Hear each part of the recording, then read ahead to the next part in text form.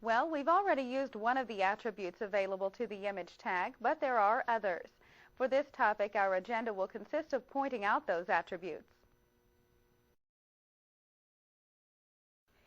A sample file has been included with this course for you to see all the different attributes that can be used in conjunction with the image tag.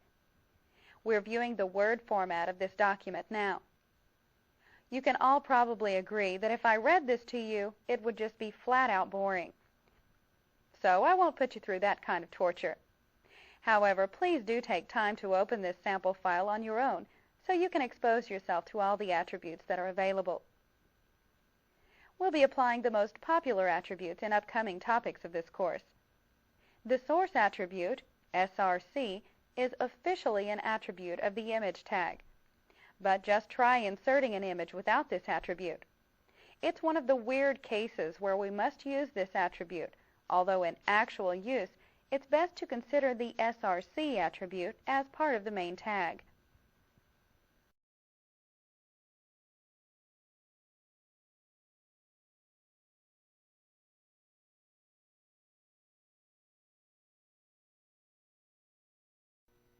It's a good idea to offer text to display in place of an image for any visitor who can't or doesn't want to view images.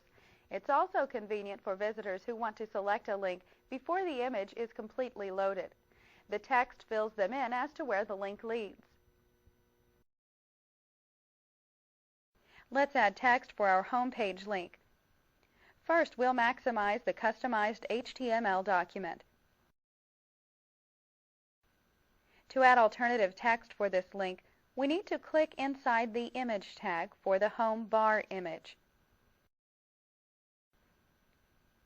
Now add a space after the actual image name to show we're going to add an attribute. For the attribute, we'll type in the letters Alt. Then we finish it off by following with an equals sign, then the text we want to display within quotes. Let's display Go to Home Page. While typing in the alternative text, be sure to use the letter case that we want viewers to see. In our case, we'll use title case. We're done. Wasn't that easy?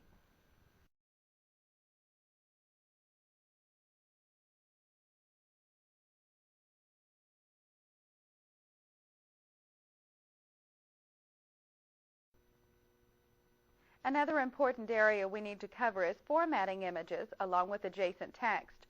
For instance, we can align to the left, so our image aligns to the left and text flows around it. There are many ways we can align an image. Be aware that they affect the page in Internet Explorer or Netscape Navigator a little differently, so it's good to see how they look in both browsers when using them on your page.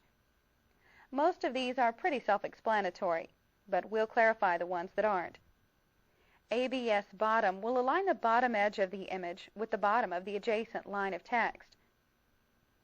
ABS middle will align the middle of the object with the middle of the text beside it. Baseline aligns the bottom of the image with the baseline of the adjacent line of text. Bottom aligns the bottom edge of the image with the baseline of the adjacent line of text. Center and middle both center it. Left sets it to the left side, while right sets it to the right. Text will flow around it. Text top aligns the top of the image with the uppermost point of adjacent text. As we can imagine, top aligns it to the top of any adjacent text. Keep in mind that to simply center align the image, use the tag for center. Looking at our home page, notice that the image of the basket is on its own line. This makes an unattractive gap to the right side of the image and really breaks up the first and second headers on this page. We'll adjust it by aligning the image with the text. First, we need to get our bearings on the tag for the image we inserted. Now place the cursor inside this tag before the right angle bracket Add a space to indicate an attribute coming our way. Then type in the attribute, align. Follow this with an equal sign. Then how we want it to be aligned. In our case, we want it to the left so that the text will run on its right side. Let's save our work and take a look through the browser. After reloading, we can see the second heading pulls up to be adjacent with the image. The image slides to the left, and the text forms around it to the right.